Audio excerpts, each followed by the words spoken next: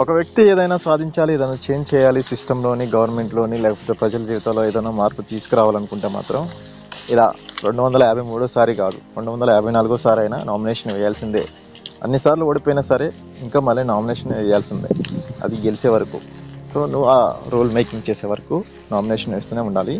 అలా 253సారి నామినేషన్ వేసిన పద్మరంజన్, తమిళనాడులోని సేలం జిల్లా మెట్టూరుకు చెందిన డాక్టర్ కె పద్మరంజన్ 253 సార్లు ఎమ్మెల్యే, ఎంపీగా నామినేషన్ వేశాడు.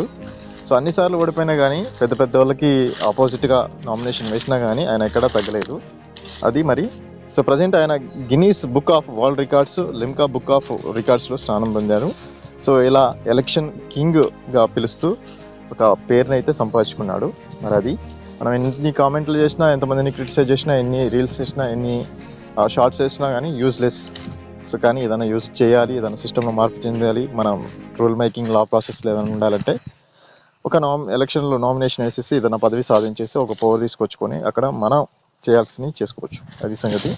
So please support my channel. Thank you.